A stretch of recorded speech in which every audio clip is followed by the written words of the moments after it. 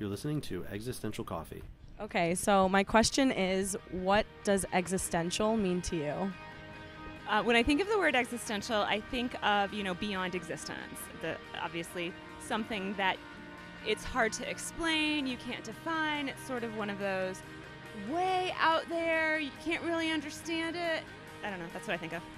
Beyond existence. I'm here, therefore I am. Okay? To leave my mark on the world, my imprint somehow. Existential means thinking about the world and why we exist and why life exists. And what is the significance of that to you? I don't know yet. Beyond reality is basically what I think it is. Something that's beyond our everyday life, beyond what we usually think about. I'd say being in the world and how humans make sense of why they're in the world or how they're in the world. I personally believe, kind of a nihilist, that life has no meaning, that we're on this earth and we are not allowed to know why. I think it's different for everyone. It's your view of the world, okay? And how you see the world, and some people see the glass half empty, and some people see the glass half full. It's kind of your take on the world. Right. Yeah. There's a time I think I knew what that meant, and right now I'm drawing a blank. More love and less hate, but what does it mean? That's one of the greatest mysteries in life, isn't it? Hello there, everyone. Welcome to Existential Coffee. We're recording downtown Chicago on Michigan Avenue. Beautiful yet slightly gray winter day, February 11th, 2015. My name is Dr. Jason LaHood. I'm a licensed clinical psychologist in the state of Illinois. I'm also the clinical director of Sankofa Psychological Services, a private clinic located on downtown Chicago. So the topic today is obsession. Seems like a short topic, but I'm sure we will imbue it with a lot of meaning. My very special guest today, Darien Hallagan, he is a senior executive at Health Data Specialists. Darien is also the chairman of the board, I'm assuming? Of the board at Oracle Theater. Tell me a little bit about that. How did you get that gig? Well, first, thank you for having me. Yeah. And I will say congratulations on your new space. Oh, thank you. We're really excited about it. It's absolutely amazing. For those of you who can come to the next open house wine tasting, I definitely say come to see this amazing view. Thank you. You've set us up for now another wonderful yet probably expensive open house. So I appreciate that. No problem. My pleasure. That's what I'm here for. Yeah, you get to benefet from it. Right? Yeah. So the theater, so it was actually just serendipitous. I was standing in line over Christmas about 4 years ago over at Micro Center off of Elston. Oh, yeah. And I had met the executive producer and his girlfriend in line, and it was during Christmas. It was 45 minutes long. And so he started telling me about his board, and from there he wanted kind of he needed a first non-theater business person to be part of the board. And after 6 months of him soliciting me pretty hard, I decided to be on the board. Very cool. That's a cool story. And it all happened outside of Micro Center, I'm assuming. Right. Yeah. Speaking of solicitation, you have been soliciting me to do this podcast for months. I mean, it seems like every time we're out, 2:00 in the morning, you're asking me to do, you are obsessed with obsession, which I think is poignant. And I think, over time we've talked about it enough where I think it just became a podcast in and of itself. And, you just have there's so much energy around it for you. It's almost like there's a passion around the idea of obsession. And it felt to me on several occasions as if there's an undoing process that you want to go through, or an exploration that you want to go through. It almost as if maybe you want to be witnessed, and this is why the podcast has happened. Does that make sense? Yeah, absolutely. I think in addition to that, as I started learning about the audience of your podcasts and why you were doing the podcasts, I grew up under a very obsessive parent, and I think that your audience might appreciate just that kind of exploration and the impact that that has made on not only my life but the life of the people that I'm closest to. Yeah. Yeah, well, so you and I have been friends for several years. We've gotten closer, I think, over the past couple.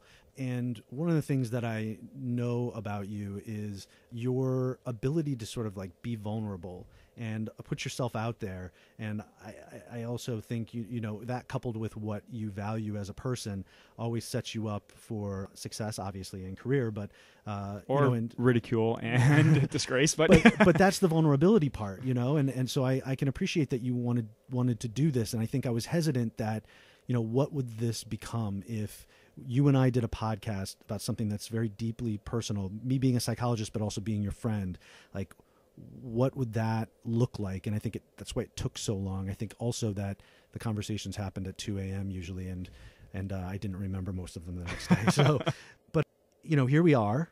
You know, so you've sort of described a little bit of how you're informed by what you described as an obsessive parent. You know, obsession in and of itself, you know, I have the paperwork here for the definition. Obsession, by definition, is a state of being obsessed with someone or something, an idea or thought that continually preoccupies or intrudes on a person's mind. He was in the grips of an obsession he was powerless to resist. Or she cared for him with a devotion bordering on obsession. So obsession has the core of the same meaning, but it also seems to, for you, be more about the intrusive thinking, like intrusive meaning like ruminating, and these things are interrupting sort of your normal train of thought. I think that it's, you know, I grew up with obsession as kind of like a constant companion. Oh, that's pretty powerful. And that at any point in time, I was sort of forced to go down this path, this very powerful path, of which I really had no say-so or no control over. And, you know, now that my father has passed, there is a part of that piece that lives in myself in things that I personally will get obsessed on, and, you know, go sometimes hours into a very small thing, and it can get to the point where, you know, I can even go days obsessing about something, and, you know, it impacts, you know, my health because I don't eat, and you know, I just get so focused, hyper focused on a particular task or a notion or an emotion, and it's quite an experience. At this point, I've just sort of, there comes a point where you just kind of give into it and say, okay, this is what you're going to do, and you're going to do it until it kind of rides itself out. Good. Yeah. I mean, I think there's this sense that if you, instead of fighting the energy, just let it go. Let it go, like it's meditative or something. Right. So that you can interact with it and then kind of let it pass through you. Well, you mentioned that you felt like growing up it was a companion. It's almost as if liberation for you may be having a conversation with. Yeah, I think so. And like I said, I think that, you know, there's probably a lot of your audience members that grew up with a very powerful member of their family, and it may benefit some of your members just to hear somebody else talk about maybe some experiences that they've gone through. Mm-hmm. Well, you're certainly not alone. I mean, you know, and with OCD, obsessive-compulsive disorder, which certainly we're not diagnosing you with that at all, but you know, you're describing, you know, some of what we would call, like, I'm using air quotes, symptoms of that. There's sort of this idea like, well, just stop it. I mean, why don't you just stop it? Right. We all know that that's not, I mean, you probably know that that's not necessarily practical or very easy. But let me ask you this question. What if you did stop it? What if you just stopped? If you just took it off the table, then what would emerge? What's underneath? That's a really great question, and the best way I can answer that is that stopping it is never really an answer, because there is no really stopping it. There's, I think different levels of obsession where, and I equate it to emotional, the emotion spent and the time spent at it. So it can be an extremely emotional event over a short period of time, or maybe a little bit less emotional event over a longer period of time.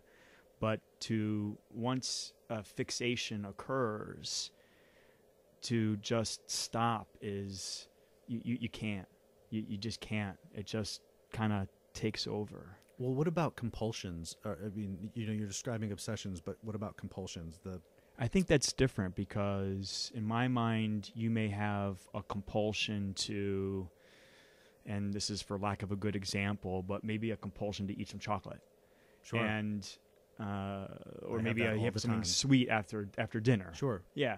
But that's different, because that's when you have that and you taste that chocolate and then it kind of it just dissipates, goes away, and then you're done. This is what I'm more speaking about is where a level of fixation occurs, and unless you have some emotion and time that's dedicated to whatever it is, it can't, you can't go on. You can't do anything else.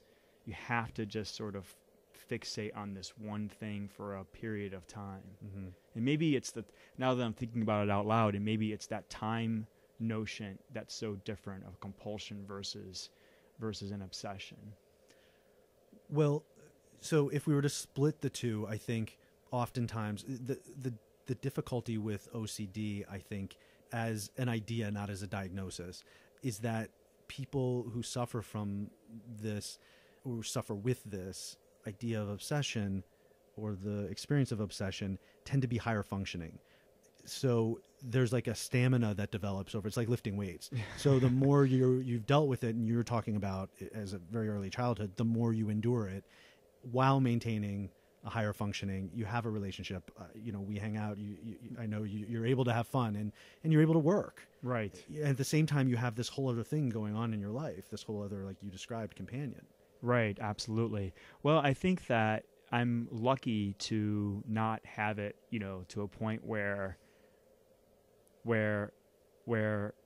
it's kind of controlling me. I think that in a way I kind of choose the things that I am obsessive about. You choose them, or they explain that you choose them? Well, that sounds very powerful, actually. Like you have some control. Yeah, like I think what happens is that I may be interested in something, and then as I spend some time at it, then that interest turns into an obsession. And that may be for, something to better my life, or an object or something like that. There are times, though, when, I may be in a situation and that obsession chooses me, but I still think that even in that case, I'm kind of giving into, those first couple of tastes, and then it just sort of takes on a life of its own.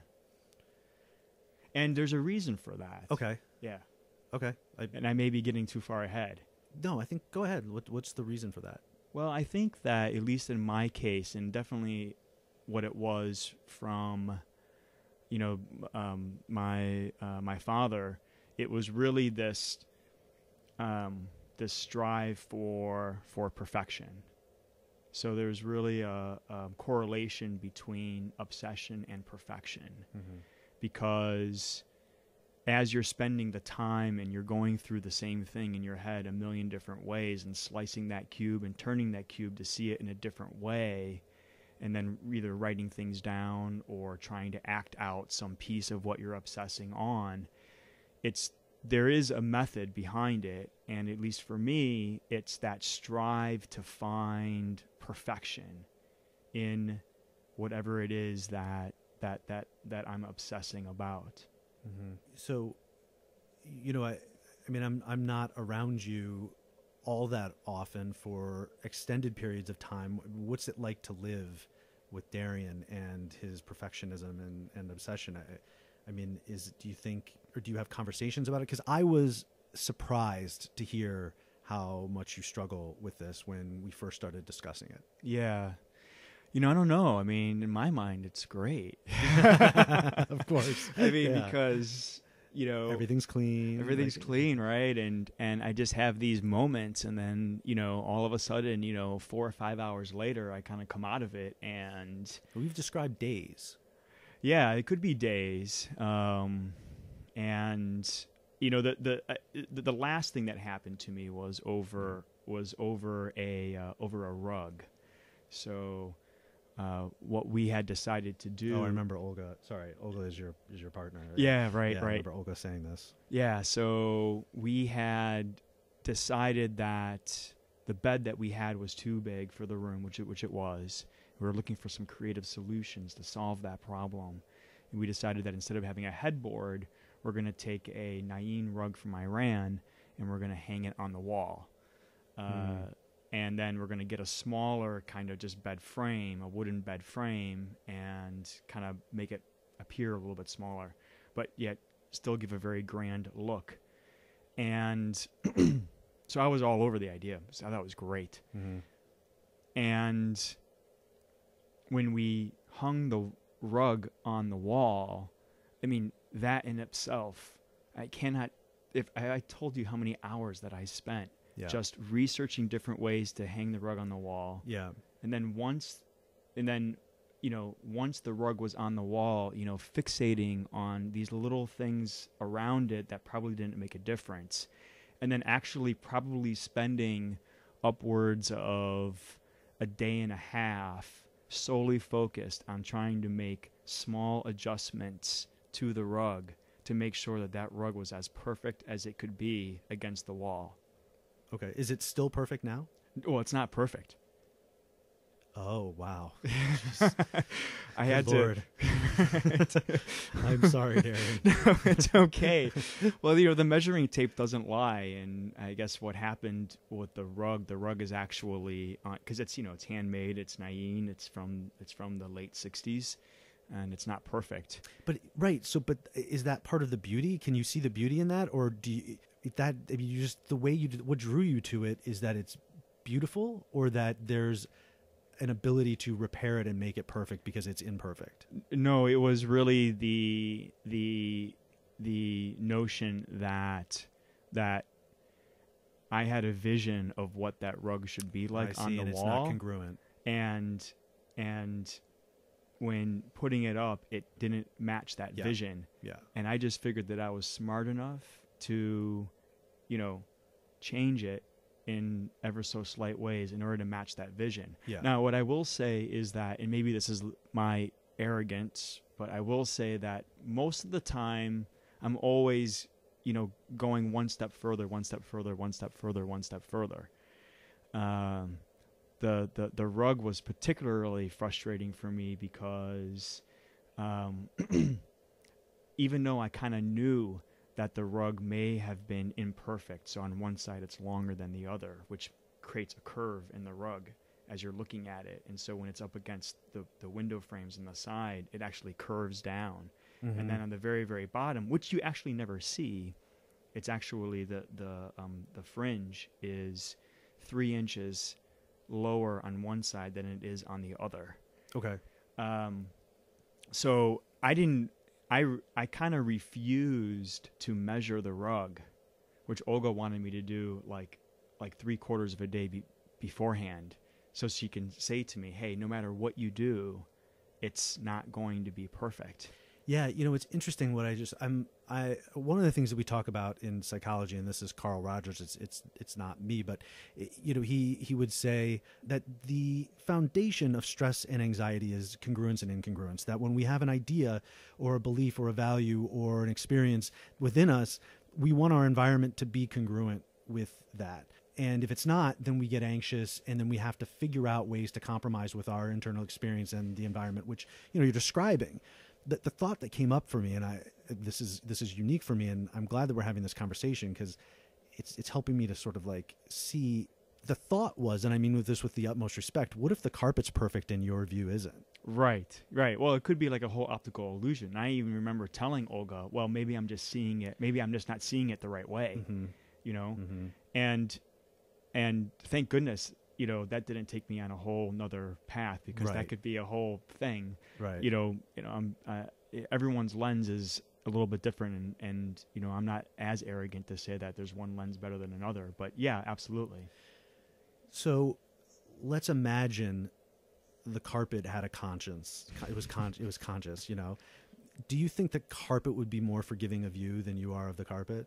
Oh, I would hope so. Yeah. Right. I mean, it got crazy. It was like, you know, like as we were figuring out what we were going to do that day, like we knew that the carpet was already up.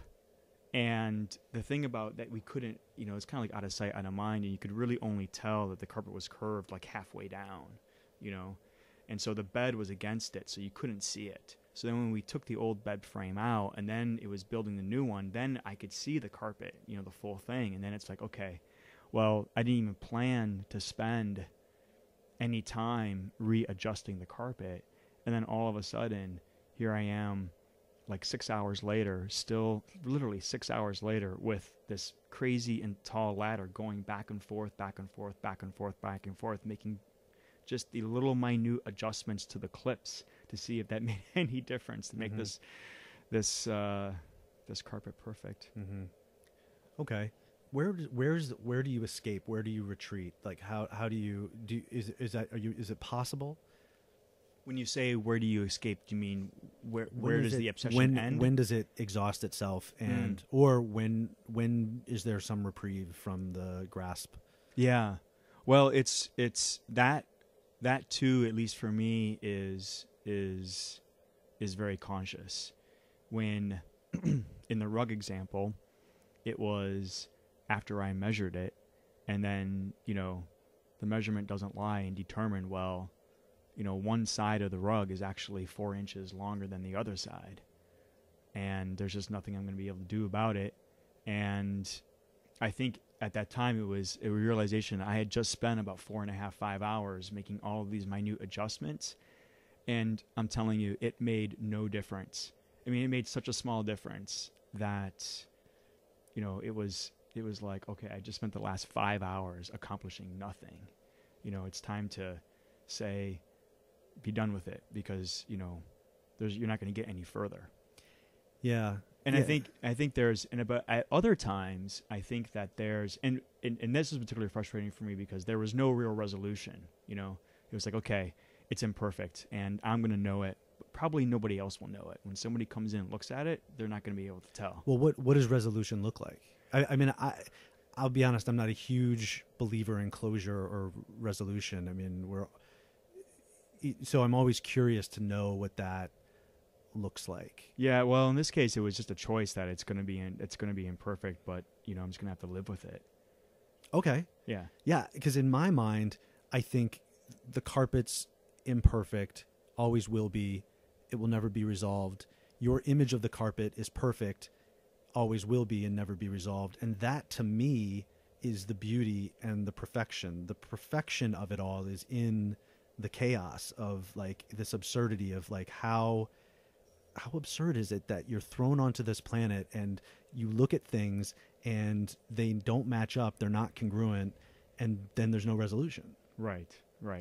So in other cases where it's maybe something like and this happens often when I might decide to make a purchase, or in the case of helping my father deal with his lung cancer, you know, do whatever I can to make sure that we're exhausting all efforts in order to have the best treatment plans.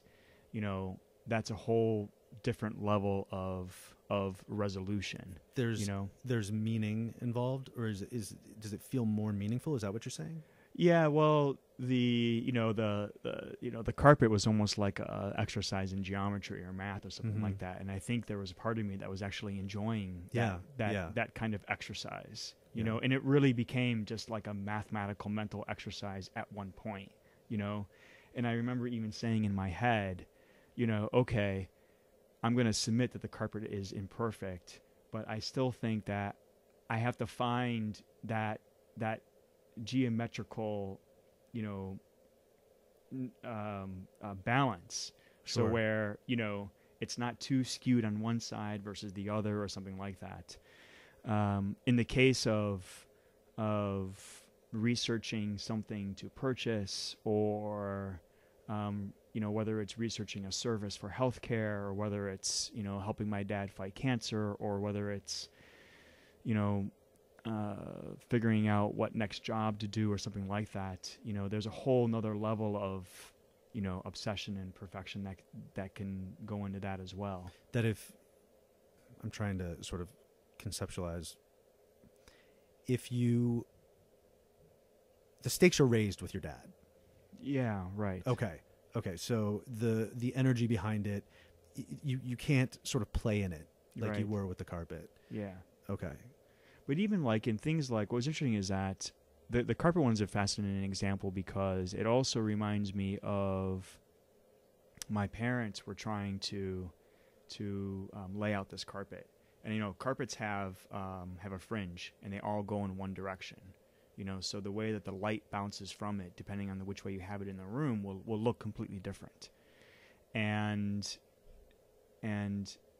my dad was already sick, and I think we already had Mets to the head a little bit, so that definitely like did it. But like, I think we spent like 4 hours turning this carpet from one side to the next, from one side to the next, from one side to the next, from one side to the next.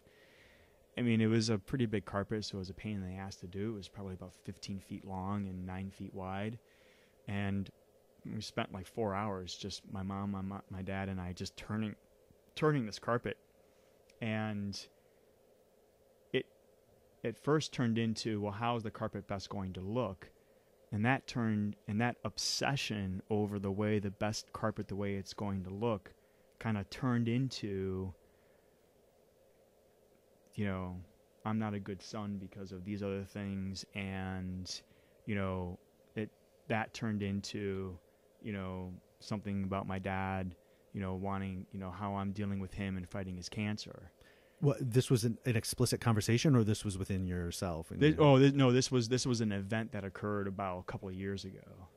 But I'm saying all the things that but the things that you were just saying, that was like an actual conversation that you had? Yeah. Out loud. Right. Like, yeah. Holy, wow. So that's powerful. Yeah, you know, and this is why, you know, it's you know, one of the, you know, I think that one of the reasons why I wanted to talk about it was that, you know, I think that there's a negative side to that obsession. You know, it can lead to some very, very dark places if you allow it to. And, you know, one of the things that I wanted to do was talk to your audience to recognize some of these things if it's ever happening to them, so that they can potentially avoid going down some of the paths that I had to. Mm-hmm. And that one was that particular incident was just so fascinating because it started off as, you know, what is the best, you know, light to, you know, for the carpet, and that turned into a whole, you know, it turned into a, you know, you're not a good son because you're not, you know, helping me enough, and, you know, you're not a good wife because of these things. And it just, for him, it turned into a whole nother, you know, stratosphere. And that can definitely happen. And that happened actually, you know, I wouldn't say often, but it happened often enough to where I started realizing that if you let that take over, it can draw you down some pretty dark places. Yeah, you know, I just felt like you're the carpet. Well, you know, like, I mean, seriously. And like, I mean, it's like you're in that moment, I think, identifying with your dad, that if you make that carpet perfect, then you in some sense will be liberated or freed or whatever it is. I mean, yeah, I mean, I think it was, you know, that did kind of cross my mind. You know, am I doing this with this carpet on the wall, you know, as in comparison to that event that happened a couple of years ago? And there probably was a little bit of that.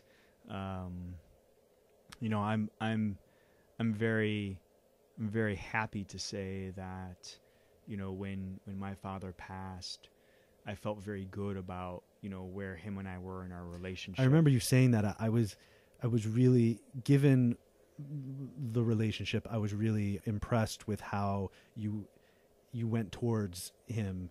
And I mean, you were there. I mean, you were very committed to the relationship, to his care. Yeah. Yeah. Well, I was lucky enough to have the type of work that I do, where I can make the choice to say, okay, I can stop working and focus full time, you know? And part of it was that before I made that decision, you know, my father wasn't really giving me any other choice. And, you know, you kind of sometimes you wake up in the morning and you say, what do I want to do today? Do I want to help my dad fight his cancer, or do I want to sell another service? You know, and it's okay, well, that's an easy choice to make. Sure. But you can only work 80 hours a day for so long, under extreme stress, and you know, then you have to make another decision. But I was lucky enough to have a type of work where I can kind of put that away for a while. So, you know, when you were talking about turning the carpet with your mom and your dad, and you guys kept turning it and turning it and turning it, it reminded me of the myth of Sisyphus. I don't know if you are I don't know aware. that one. Yeah. So the myth of Sisyphus. I mean, in short, Sisyphus, he ticked off Zeus, and Zeus damned him to eternity, rolling a giant boulder up to the top of a hill. But every time he got up to the top, it would roll back down. He could never get it over for eternity. And what Camus would say is, from first appearance, that's the ultimate despair, dread, hell, meaninglessness, purposelessness, hopelessness, that you will never actually be able to move forward. And what Camus said is that we have to imagine that Sisyphus is happy in that space, that given that he could fall in love with the rock, right? You know, and that Zeus doesn't win. Like, Zeus is the one who's, you know, out there, his eyes aren't open. Sisyphus is the one who's got it figured out. Right. Yeah. Right. That's a fascinating perspective, I think, especially because, you know, for the most of the time, you know, the obsession actually leads to, I think, as close to whatever that vision of perfection could be. You know, when but then the stone comes rolling back down. But I guess the reason why I thought of that is because you made it into a challenge, a game. Like, you made it. You didn't spend a tremendous time in that particular instance. Certainly with your father, that the stakes are different. But you didn't spend time in despair. You found a way. You loved your rock. Oh yeah, no, there was definitely a level of enjoyment, and it was okay. I know I'm going to be doing this. And what was interesting is that, you know, from a relationship to a loved one or a spouse, you know, when Olga figured out this is what was going to be happening, you know, she didn't try and stop me. That's great. She just kind of slowly exited the room and just kind of allowed me to the space. Right. And I'd be up on the ladder, and then every once in a while I'd call her, Olga, come over here, you know, and she'd come, and I'd give her something, you know, to do, and that would further my, you know, trying to get that rug perfect, and then she'd kind of walk away, and finally it was, you know, I came back and said to her, okay, it's as good as it's going to get.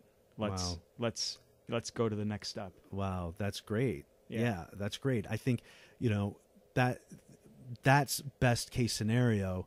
And I think there are a lot of people who suffer with obsessive compulsive disorder that have a really difficult time getting there. There is a biological component to it. but that leads into a whole different discussion. But I do think that, for whatever reason, you found the resources to again, love the rock. Right. And then find someone, a companion, who will repair or be different than the companion you grew up with. Right. Well, because, for the listeners, Olga's great. She's like awesome. And she's like so just intuitively and naturally maternal and nurturing, So yeah, she's just great. Well, I think part of that is kind of like a recognition, because I've had a lot of time to reflect upon my relationship with my father. Mm-hmm. And so part of that is, I know that I have that in me. Now, how do I, kind of explore that and take the best of that, but not allow that to hurt me or hurt others around me? Sure. To separate, the fact that, the companion, yeah. or the notion of this is more about control and not necessarily about the carpet or about other things, but to not let it grow into something bigger than it really is. My father, unfortunately, was not able to do that, and sometimes I have my better days than others. But it's a distinction, and I think that I think that's a key piece is how do you not allow it to grow into something that it's really, really not. Sure. And I'm sure that you hear from a lot of your patients, or a lot of people, all of a sudden you're talking about one thing, and then an hour later you're arguing about something completely different, and you're just kind of wondering, how did I get here? And I've seen how that can really deteriorate and negatively impact a relationship. Well, one of the things when I'm working with OCD is, one of the things that I do is try and do what you have done sort of more intuitively, which is take the obsession and make it its own thing. And what does it look like? So you described it as a companion. I guess if you happen to be my client, I'd be really curious about what that companion looks like. Does it have a name? What does it, like, literally, physically, spiritually, emotionally look like? And begin to have a conversation with it. Now, again, we have to be careful, because this is like biology aside. We don't want to invalidate that there is a biological component to this. Yeah, of course. But from the supportive approach, I don't know, do you mind going into like what your companion looks like? I mean, do you have an idea of it? Yeah, it's a good question. I've never been asked what it looks like. Is it a he? Is it a she? It doesn't matter. It could be it. Yeah, no, I don't think it's a he or a she. I think it's more of it's more of like a presence. And what happens is that from a visual context, everything else around me just completely goes away. And when I say that, like visually, like I have no peripheral vision, if that makes sense. Yes. So whatever it is that I'm focused on, whether it's I'm researching something on the computer, or whether it's I'm looking at the rug, or something like that, like literally there is no peripheral vision. It's like a dissociative. It sounds like almost like a dissociative experience, like a way of managing stress. It could be. I hope I'm not invalidating. I mean, that's taking us to a more reductionistic level, but I'm trying to understand like the no peripheral vision. Well, what happens is that, like, sort of, for example, let's say that something clicked with me, and then all of a sudden I start obsessing on something about you. Okay. What would happen is that visually, I wouldn't see, right now I have a peripheral vision of your view, of the couch, of the TV over here with the Monet painting on it, of the paintings. All that would completely go away. Yeah. Yeah. Like if somebody would ask me, Darien, what do you see right now? The only thing that I'd be able to tell them that I could see would be the thing that I'm kind of focused on. So tunnel vision type Right, of. right. Okay.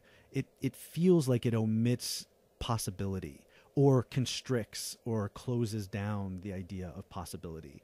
See, I don't look at it like that. Okay. I look at it that in order for me to accomplish whatever it is that I'm trying to accomplish, Mm-hmm. that I need at that point in time that So it's level of focus. So it's adaptive. Right. Yeah. In order to accomplish it. Yeah. And so it gets so intense that in order for me to do that other things kind of need to go away. So let's say, and another good example of that is eating. Mhm. You know, I could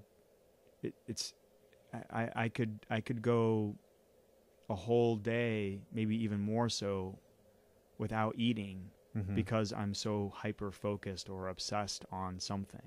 Mhm. And you know, it happens. You know, many times Olga will come back and she'll know. She goes, "You didn't eat today." I'm like, "Nope." And I just sort of like give her a kind of funny smile, and she said, "Well, what was it today?" And I'm like, "Oh my God, I got to tell you," you know? Right. Yeah. But does sharing that help? Yeah, I think Does it break you out of the tunnel vision, I guess? I think just knowing that you know that she's not asking me to get out of it. But you know, I'd be curious to talk to somebody who maybe has a more disruptive version of that, where maybe instead of going on for hours to days, it goes on from days to weeks. Mhm. You know, and you know, then if I would imagine that would be a different type of conversation. You Mhm. know, for me, it's, you know, it's hours to days, and you know, I've learned how destructive it can be from my relationship with my father and how he had relationships with people surrounding him. And so I've sort of, I think, adapted to that, to not kind of follow that same rabbit hole, you know? The abyss. And it is an abyss. Mhm. It really is an abyss, because every time it happened to my father and he would just drag us along with it, it always wound up to be something different than what it started, you know? So maybe there was a promise of some type of resolution, and then you get to the whatever it looks like the end of the journey, and it's like it's like a bait and switch sort of thing. Like it was this thing, and now it's a different thing. Yeah, certainly. Because with the rug example, the rug, you know, 2 years ago, my mom and I and my dad switching the rug, it wound up really not being about the rug. It wound up more being about that my father just wanted to have his way because he was dealing with something that was out of control. And my father was very successful at everything he did because of a level of presumed control that he had over his actions.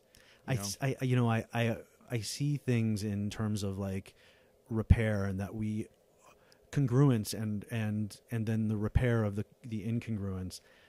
Is it surprising to you at all that there's like two rugs that we're talking about? And yeah, I mean, it was definitely a fascinating kind of duality. I think because it was actually two rugs, there was some association that was made because of that.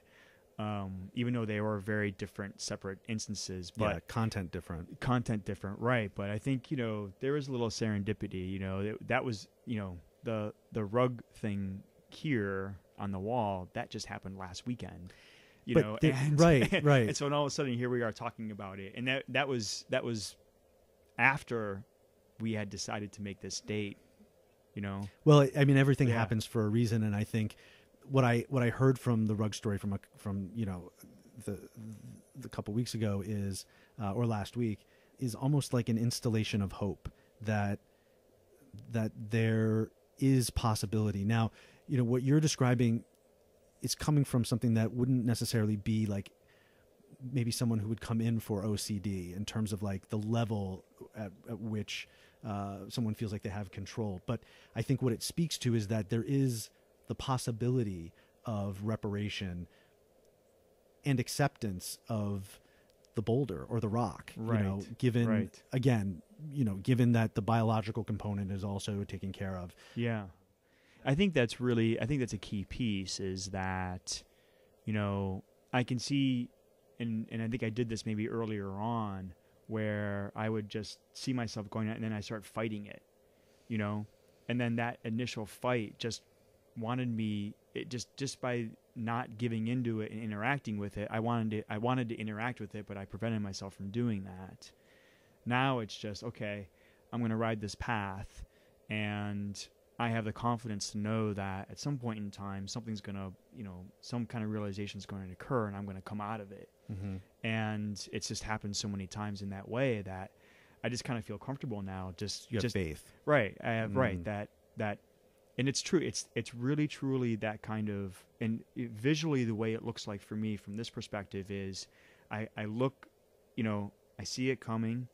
Instead of just kind of like shielding it, like having a shield and having it bounce off me and block, I'm going to actually open up, embrace it, allow that interaction to occur over whatever certain period of time it needs to, and then visually I kind of just like let it flow through me and then away from me. I said this earlier that it becomes, instead of fighting it, it almost feels like it becomes a meditative type of thing. Yeah. So what was it that, how did you, is this just another form of adaptivity that you were able to get to this place over time? I mean, like, it seems like you found yourself in a relationship that really helps. Not only, I think it helps just because Olga and you just allow it to be a part of it. It's like a companion within the relationship. Right.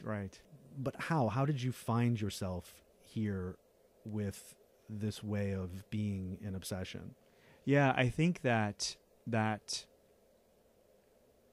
is there a roadmap, I guess, is my question. Yeah. Well, definitely. Well, growing up with it, was part of it. But I think also that, I try to take the positives out of growing up in that environment, and really it was that kind of that making that perfect decision, Mm-hmm. and there's sometimes you just run off a cliff, and find a way to land on your feet on the way down, and there are other times where you go through this kind of process and you really try to do the things that you can do, make adjustments here and there to come out with as perfect of a solution as there can be. Mm-hmm. So it's really that strive for perfection. And there are many times where that strive for perfection, that obsession for perfection has really benefited my life. And well, yeah, I mean, you're driven clearly. Well, as an example of that, I always say that the difference between good versus great is maybe can just be another couple of hours. So why not spend the additional couple of hours? Because it's exhausting. It is.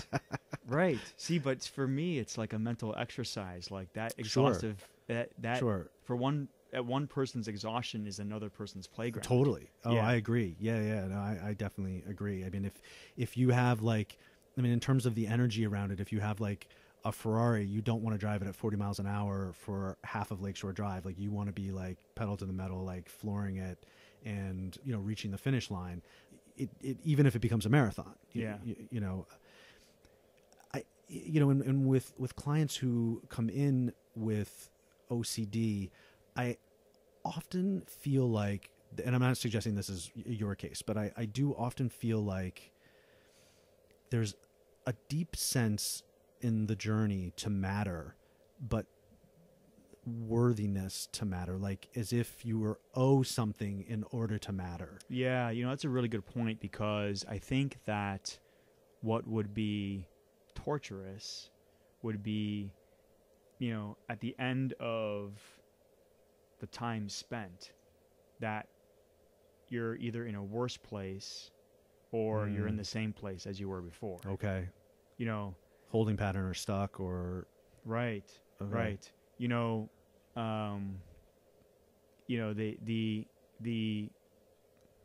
And maybe along the same time, when you reflect back on it, you say, geez, that was just, a complete waste of time, and I'm worse for it.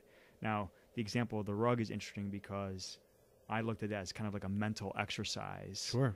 And so there was some enjoyment that I got out of that. Well, that's the loving the boulder. Is we're all headed to the same place. So if we are, again, existential coffee, so mortality, but if we all are unto death, then it doesn't matter. What matters is the desire. Like, the desire to have it be perfect is more important than whether or not it's perfect. Right. Yeah. It's definitely the journey. Mm-hmm. But imagine if, from your example, if there is somebody with, and I would imagine it would be a more extreme case of OCD, where at the end of this kind of, experience, that they're maybe in a worse place that they were. Yes. Wow. Great point, Darien. Yeah. And where the journey was actually a suffering. Yeah. Instead of some kind of, mental exercise. Because I'm existential and this is existential coffee, there is this sense that, again, we're putting biology aside, but life is suffering, and that's the beauty, that actually the more suffering we have, the greater our ability to love our rock. Yeah. And I'm wondering, like, given your experience in the imagination of, like you said, it being worse, what do you think gets in the way? Like, why do you think there was the sense that that the meaning couldn't be found in it? What was it for you that you felt like got in the way for the person who was having a more difficulty or like a stronger obsession? So I'm going to answer that in two ways. I'm going to kind of pick apart what you said. The first part about the and sorry, I just lost the train of thought because that was a very heavy question.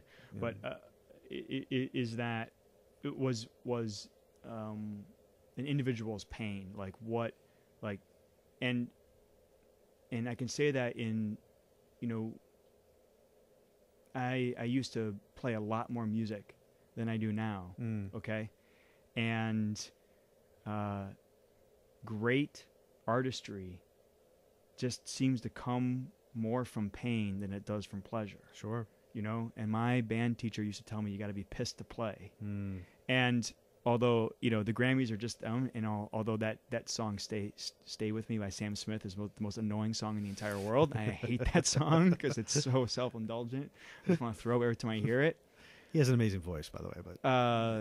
But at the same time, he had a breakup, and it was his breakup with his partner that allowed him to express, his emotion through song, and he created a great song that everybody loved.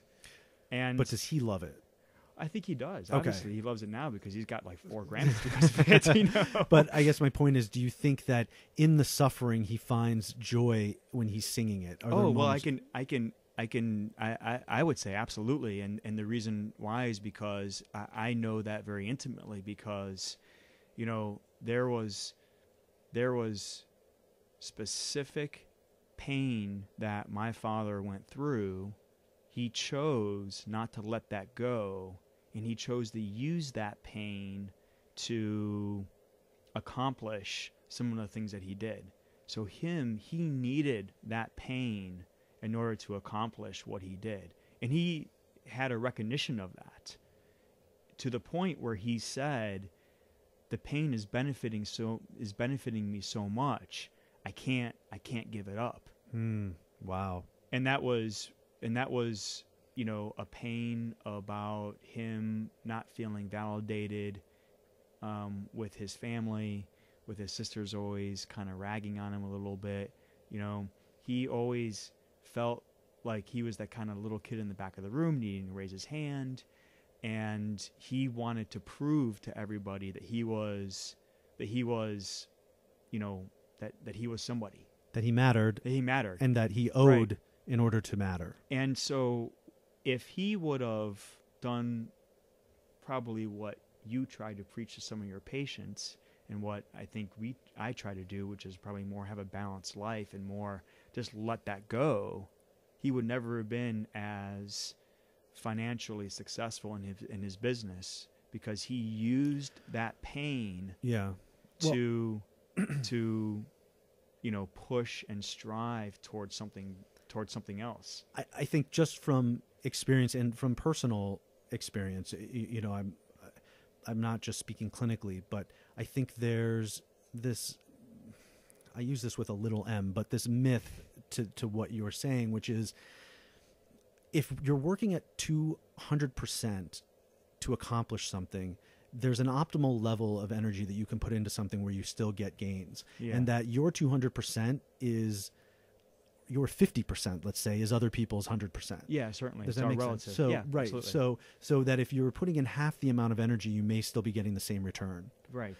And I think that's what's difficult to let go of, because again, it goes back to that if you're owing to matter, you want to put as much energy into it as possible so that you can have a break. Where's your moment of reprieve? If I did all of these things and put all this energy into it, then I can take a deep breath and relax, because now I'm worthy of it and I matter.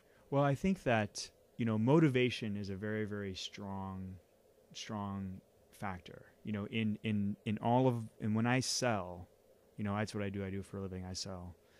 I'm a good salesperson because I listen. I normally don't talk. I talk very little. And then I'm always trying to figure out, why is this person, what's motivating them to act. Okay. Yeah. And objections, I'm sure. Yeah. Sure. Yeah. And,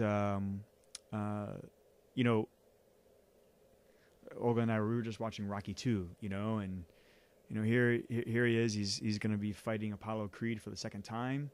And he can't get into his training, and the reason why is because the last words that he heard from his wife was that he didn't want him to do it. He wasn't motivated. Mm-hmm.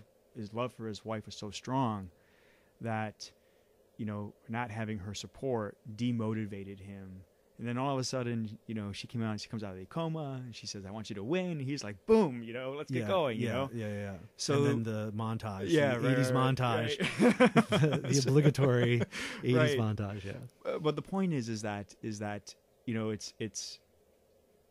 that motivation, And so I'm not sure where exactly the motivation piece comes into the use of energy that you explained. I can only tell you that intense motivation and intense focus based on a specific motivation can be an extremely, extremely powerful notion. And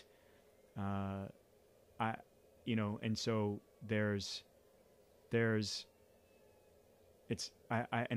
therefore I don't think that it's very uncommon to see that, people go through a traumatic experience and then create something great from that traumatic experience.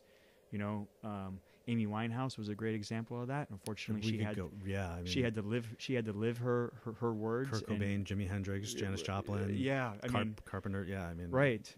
And so then you ask yourself, what about the people that didn't have such extreme pain in their lives? Do you know who they are? And I would say, there may be a few, but it's not going to be. For some reason, it's not as memorable in our minds. Yeah. And so I don't know if that's because they're just not out there, or if that's because as human nature, we kind of gravitate towards the dramatic versus the not. Well, Ernest Becker, an author, wrote a book called The Denial of Death, and he talked about how our main motivation is to deny our mortality. So all the things that we do and behave and experience, all come down to this want for mortality, or this desire for mortality. And when you were describing the tunnel vision earlier, it felt to me, and I do this all the time in my own life, but it felt to me like the denial of, and not only just mortality, but the derivatives of mortality, loss, stress, what do I get the sale or don't I, and all of that. interestingly enough, he won the Nobel Prize for his book like a month after he died. Interesting.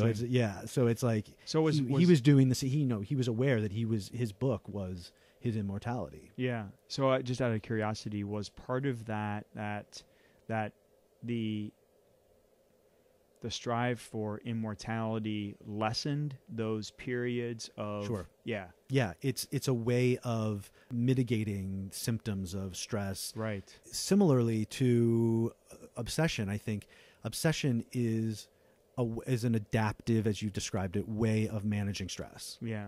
The same as, I mean, we all have our ways of doing that. Some people overeat, some people exercise, some people, I mean, there's right.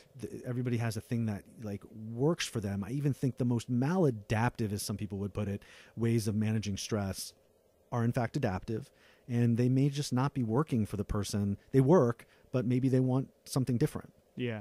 And you certainly have, on many occasions that you've described, allowed this to work for you. Right. And sure, not eating for a day, whatever. I mean, you look healthy to me. You've always been very healthy. Right, so right. I don't think that you're doing damage to yourself. But I really, truly appreciate how vulnerable you've been today and how much you've put yourself out there, because I think this has been a really rich experience for not only me, but I'm certain for listeners. You know, I would just like to end with, you know, yeah, please. For your listeners that have maybe these tendencies to be obsessive, you know, what I would say to them is really two things. Is, you know, kind of embrace it. You know, don't shield you. Don't think of it as a bad thing. Yeah. You know, but really just kind of embrace it. Let it kind of work through you, but then also find a way to after you embrace it, to interact with it and then let it go through you. Well, I don't want to give up all of our bag of tricks as therapists, but one of the things I will say to some people who aren't dealing with like extreme OCD is, you know, I want you this week, I rarely give homework, but if I do, I'll say, I want you this week to try and obsess as much as you can. Like, do it as much as you can. Right. It's called dereflection. But when you think about it, regardless of whether you're consciously aware of it or not, it works. It kind of just like pulls the rug out from underneath this companion that you're talking about. Yeah. And then allows you, I think, a little more perspective. So, you know, maybe something to try.